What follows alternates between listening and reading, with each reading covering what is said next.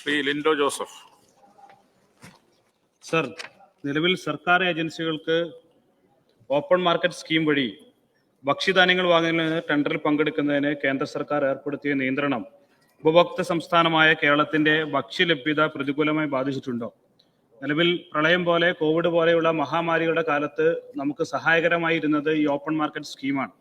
ഇത്തരം സ്കീമുകൾ ഇല്ലാതാക്കുന്നതിന് വേണ്ടി കേന്ദ്ര സർക്കാർ ശ്രമിച്ചുകൊണ്ടിരിക്കുമ്പോൾ ഇതിനെതിരെ സംസ്ഥാന സർക്കാർ ഏതെല്ലാം തരത്തിലുള്ള ഈ കേന്ദ്ര സർക്കാരിന്റെ നിയന്ത്രണം ഒഴിവാക്കുന്നതിന് വേണ്ടി ഏതെല്ലാം തരത്തിലുള്ള ഇടപെടലുകളാണ് നടത്തിയത് എന്ന് വിശദീകരിക്കാം.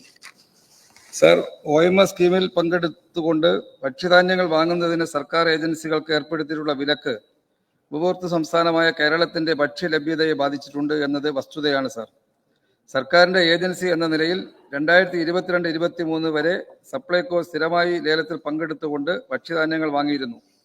എന്നാൽ നിലവിൽ സർക്കാരിനോ സർക്കാർ ഏജൻസികൾക്കോ OMS സ്കീമിൽ പങ്കെടുക്കാൻ അനുവദിക്കാത്ത സാഹചര്യമാണുള്ളത്. കേന്ദ്ര സർക്കാർ ഏർപ്പെടുത്തിയിട്ടുള്ള ഈ വിലക്ക് പൊതുവിപണിയിൽ അരിയുടെ ലഭ്യത കുറയുന്നത് വഴി വില വർധനവിന് കാരണമായേക്കാവുന്നതാണ്. OMS സ്കീമിൽ പങ്കെടുക്കുന്നതിന് സംസ്ഥാനത്തെ ഏജൻസികൾക്ക് ഏർപ്പെടുത്തിയിട്ടുള്ള വിലക്ക് അടിയന്തരമായി പിൻവലിക്കണമെന്നാവശ്യപ്പെട്ട് കേന്ദ്ര ഭക്ഷ്യമന്ത്രിയെ നേരിൽ കാണുകയും ബഹുമുഖ്യമന്ത്രിയും ഭക്ഷ്യവകുപ്പ് മന്ത്രി എന്ന നിലയിൽ ഞാനും കേന്ദ്ര സർക്കാരിനോട് കത്ത് നൽകുകയും ചെയ്തിട്ടുണ്ട്.